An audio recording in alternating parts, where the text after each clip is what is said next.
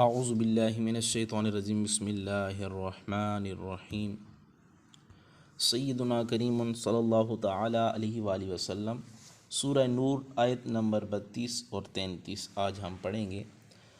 اللہ تعالیٰ ارشاد فرماتا ہے بسم اللہ الرحمن الرحیم وَأَنكِحُوا الْأَيَامَ مِنكُمْ وَالصَّالِحِينَ مِنْ عِبَادِكُمْ وَإِمَائِكُمْ إِنْ يَكُونُوا فُقَرَاءَ يُغْنِهِمُ اللَّهُ مِنْ فَضْلِهِ وَاللَّهُ وَاسِعٌ عَلِيمٌ۔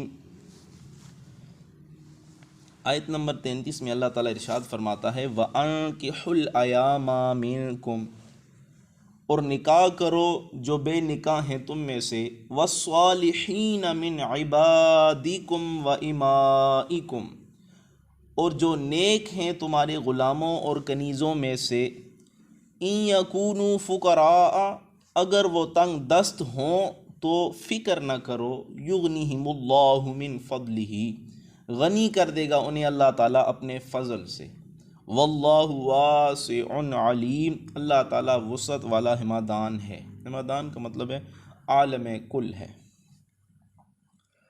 یعنی جاننے والا ہے، سننے والا اور جاننے والا ہے۔ واسع وسعت والا، علیم جاننے والا ہے۔ اب یہاں پہ وَأَنكِحُوا الْأَيَامَ مِنكُمْ، اس سے پہلے آیات میں اللہ تعالیٰ نے مردوں اور عورتوں کو نگاہیں جھکا کر رکھنے اور اپنی شرمگاہوں کی حفاظت کرنے کا حکم ارشاد فرمایا۔ اب اس آیہ مبارکہ میں شرمگاہوں کی حفاظت کا ایک بہترین طریقہ بتایا جا رہا ہے۔ چنانچہ ارشاد فرمایا کہ تم میں سے جو بغیر نکاح کے ہوں، خواہ مرد ہوں یا عورتیں، کنوارے ہوں یا غیر کنوارے ہوں، یعنی شادی شدہ تھے لیکن پھر انہیں بعد میں طلاق ہو گئی یا ایک کی موت واقع ہوئی، تو اب اس صورت میں تمہارے غلاموں اور لونڈیوں میں سے جو نیک ہیں ان کے ساتھ نکاح کر لو۔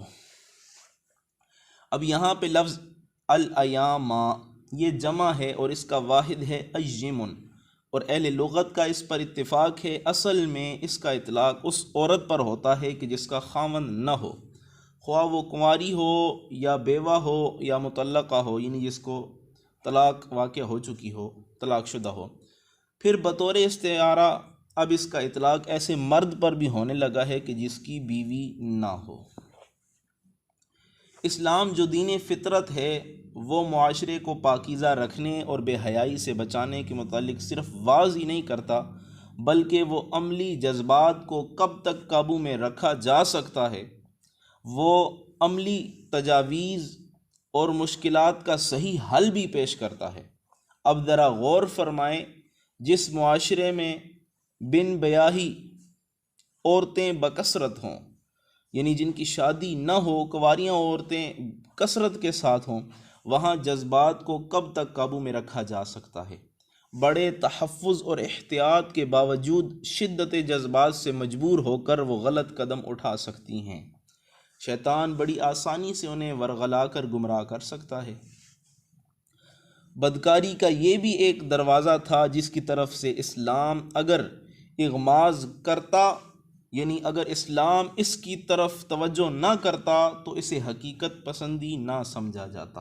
چنانچہ اس آیت میں حکم دیا جا رہا ہے کہ مسلمان ایسے مردوں اور ایسی عورتوں کی طرف سے غفلت اور بے پرواہی نہ کریں، بلکہ ان کا نکاح کر کے ان کو گھروں میں بسانا اپنا اخلاقی فرض سمجھیں۔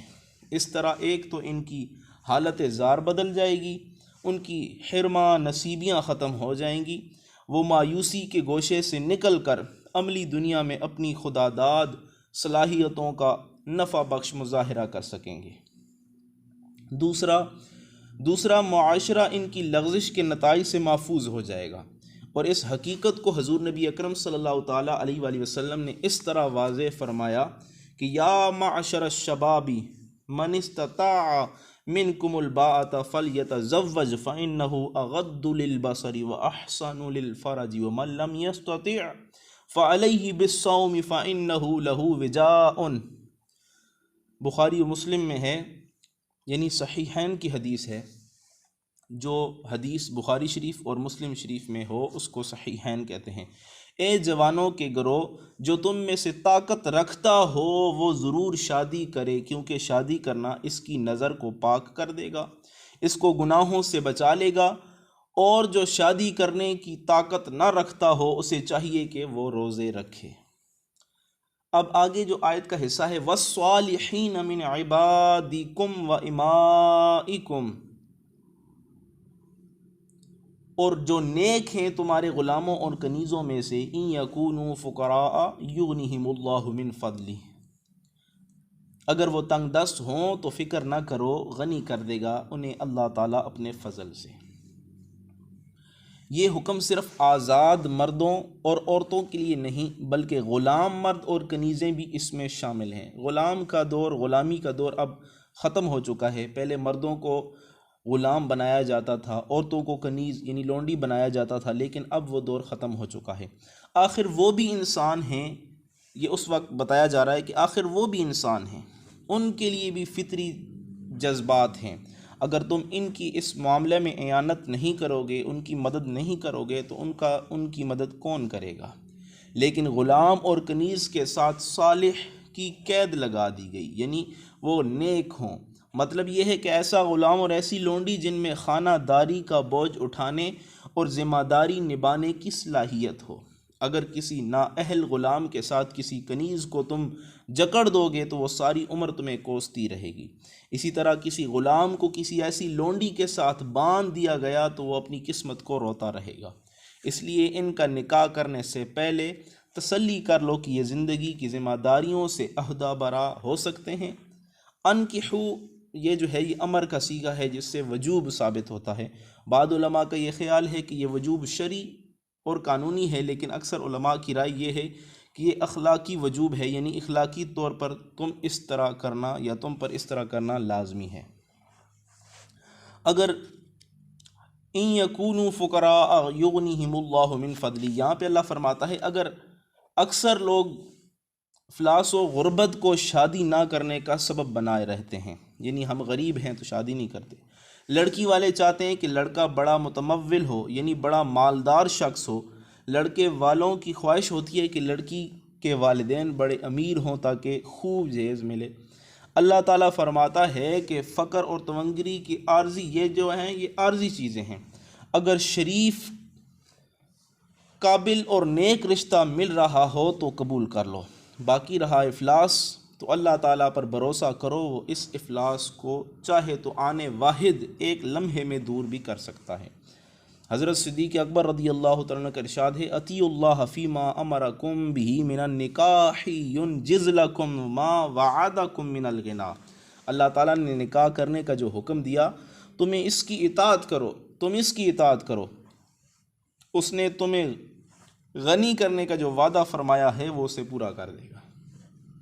حدیث پاک میں ہے 3 آدمی ایسے ہیں جن کی مدد اللہ تعالیٰ اپنے ذمہ کرم پر لے لی ہے، یعنی جن کی مدد اللہ تعالیٰ فرماتا ہے۔ کون کون سے؟ وہ نکاح کرنے والا جس کی غرض پاک دامن ہونا ہے، یعنی گناہوں سے پاک ہونا ہے، اس وجہ سے وہ نکاح کرتا ہے۔ وہ مکاتب جو زر مکاتبت ادا کرنے کا ارادہ رکھتا ہو، یعنی اس وقت جب غلامی کا دور تھا تو غلام اپنے آقا کو کہتے تھے کہ اگر میں فلاں کام کر لوں یا میں تمہیں اتنے پیسے کما کر دے دوں تو تم مجھے لکھ کر دے دو کہ میں آزاد ہو جاؤں گا، تو وہ آقا اسے لکھ کر دیتا تھا کہ اگر تم اتنے پیسے کما کر مجھے دے دو تو پھر جو ہے وہ تم آزاد ہو، تو اسے جو ہے وہ مکاتب غلام کہتے تھے۔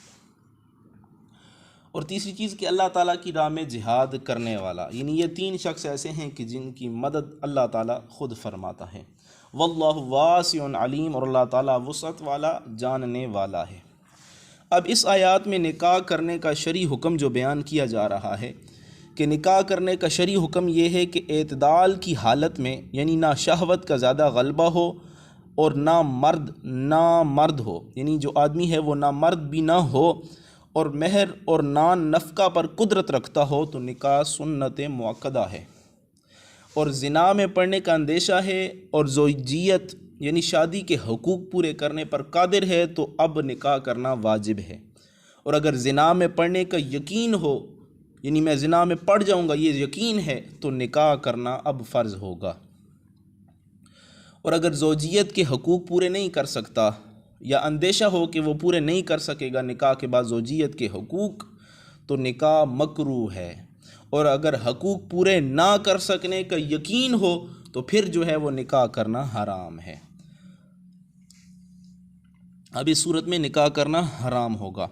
ایک اور چیز بھی کہ یہاں نکاح کی استطاعت نہ رکھنے والوں کے بارے میں بھی دو مسائل بیان کی گئے۔ اگر یہ اندیشہ ہے کہ نکاح کرے گا تو نان نفقہ نہ دے سکے گا یا جو ضروری باتیں ہیں ان کو پورا نہ کر سکے گا تو نکاح کرنا مکروہ ہے، اور اگر ان باتوں کا یقین ہے تو نکاح کرنا حرام ہے، مگر نکاح کر لیا تو نکاح بہرحال ہو جائے گا۔